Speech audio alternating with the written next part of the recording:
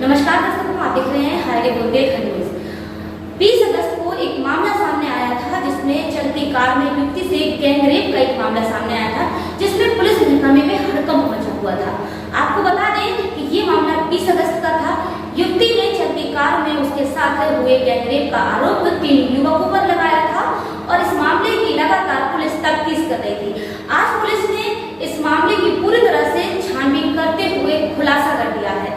ये मामला था, युवती ने जब अपने प्रेमी के ऊपर शादी करने का दबाव बनाया और युवती पायल बिछिया खरीद कर युवक का अपने प्रेमी का इंतजार करती रही और प्रेमी जब वहां पर नहीं पहुंचा तो युवती ने अपनी बुआ और बुआ के बेटे के साथ मिलकर गैंगरेप का षड्यंत्र रचा और तीनों युवकों के ऊपर नामजद रिपोर्ट करके गैंगरेप का मामला दर्ज करवा दिया था, जिससे कि लगातार पुलिस प्रशासन में हड़कंप मचा हुआ था। पुलिस प्रशासन लगातार अपनी कोशिशों में लगी हुई थी, सीसीटीवी फुटेज मंगाने में लगी हुई थी। इस मामले को लेकर पुलिस बहुत ही चौकन्ना हो चुकी थी। पुलिस ने, वरिष्ठ पुलिस अधीक्षक की पूरी टीम ने इस बात का खुलासा, मतलब इस पूरे मामले का खुलासा किया है और सारे सीसीटीवी फुटेज मंगा ले। जिस गाड़ी की युवती बात कर रही थी, सफेद रंग की गाड़ी, 4 पहिया वाहन, ऐसी कोई गाड़ी दिखाई नहीं दी और युवती ने और उसकी बुआ ने और बुआ के बेटे ने ये सारे गैंगरेप का जो पूरा चक्रव्यूह था पूरा रचा हुआ था। और युवती ने अपने प्रेमी को फंसाने के लिए, मतलब अगर युवती का प्रेमी शादी करने से मान जाता तो शायद युवती ऐसा ना करती, लेकिन जब युवती का प्रेमी शादी करने के लिए नहीं माना और युवती के पास नहीं पहुंचा तो युवती ने अपनी बुआ और उसके बेटे के साथ मिलकर सारा गैंगरेप का मामला बनाकर पब्लिक के सामने पेश कर दिया और युवकों को गैंगरेप में फंसा दिया। झूठे गैंगरेप की सच्ची कहानी चलिए अब हम आपको दिखाते हैं। झांसी पुलिस की जांच में किशोरी से गैंगरेप का मामला फर्जी निकला। शादी के लिए प्रेमी के ना पहुंचने पर बुआ और बुआ के बेटे के साथ मिलकर पूरा गैंगरेप का षड्यंत्र रचा था। पुलिस ने नाबालिग से गैंगरेप मामले का खुलासा कर दिया है। पुलिस जांच में गैंगरेप का मामला फर्जी निकला।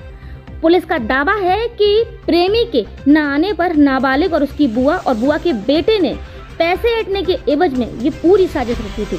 घटना का खुलासा करते हुए वरिष्ठ पुलिस अधीक्षक राजेश एस ने जानकारी दी है। झांसी में नाबालिग से गैंगरेप की घटना का खुलासा करते हुए मंगलवार को हुए गैंगरेप की कहानी पूरी तरह से फर्जी निकली। पुलिस के मुताबिक शिकायतकर्ता किशोरी अपने प्रेमी और उसके परिवार के साथ जाने के लिए घर से निकली थी।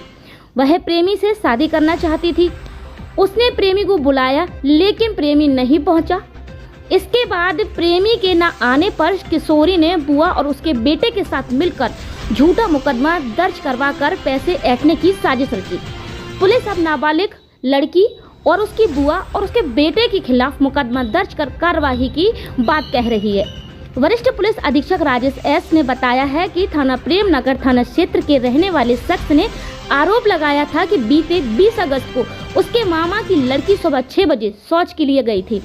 उसी समय गांव के 3 युवक उसे जबरदस्ती 4 पहिया वाहन में उठाकर ले गए और उसके साथ दुष्कर्म किया। इसके बाद करौंदी माता मंदिर के पास छोड़कर भाग गए।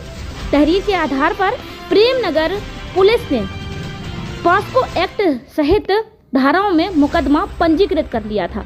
आरोपियों की गिरफ्तारी के लिए अलग अलग टीमों का गठन किया गया। जांच के दौरान पीड़िता और आरोपी की सीडीआर निकाली गई। साथ ही घटनास्थल के साथ आसपास झांसी शहर के कुछ सीसीटीवी फुटेज भी चेक किए गए। एसएसपी के अनुसार घटना स्थल के पास मौजूद सीसीटीवी कैमरे के फुटेज में पीड़िता द्वारा बताया गया था कि 4 पहिया सफेद वाहन दिखाई दिया। इसके बाद तफ्तीश में जब अपना मोड़ बदला तो जांच में निकला कि नाबालिग शिकायतकर्ता सुबह 6 बजे 7 बजे रिलायंस पेट्रोल पंप के पास ऑटो में बैठकर जेल चौरा पहुंची थी। नाबालिग ने पूछताछ में बताया है कि जेल चौराहे से पैदल चलकर छोटी काली माता मंदिर के पास खुशीपुरा पर मौजूद मयंक ठाकुर की दुकान पर पहुंची थी। वहां से उसने एक आर्टिफिशियल पायल और एक जोड़ी बिछिया खरीदा था। मोबाइल से अपने बॉयफ्रेंड को कॉल करके बुलाया भी था।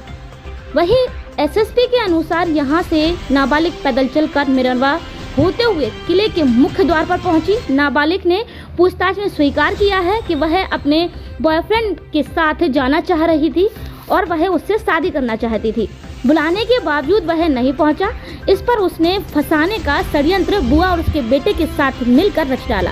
तफ्तीश में सामने आया है कि नाबालिग को बुआ और उसके बेटे गांव के सोनू भार्गव और मनीष पांडे से पैसे वसूलने के लिए गैंगरेप का मुकदमा लिखाने की बात सिखाई। इसके बाद सभी ने एकराय होकर थाना प्रेमनगर पर मुकदमा पंजीकृत कराया था। उक्त मामले में नामित अभियुक्तों की नामजदगी गलत करते हुए नाबालिग लड़की बुआ और उसके बेटे को हिरासत में लेकर अग्रिम विधिवत कार्रवाई की जा रही है। झांसी जनपद में थाना प्रेमनगर क्षेत्र अंतर्गत पीड़िता का परिवार द्वारा एक सामूहिक दुष्कर्म का एक मुकदमा दर्ज कराया गया था।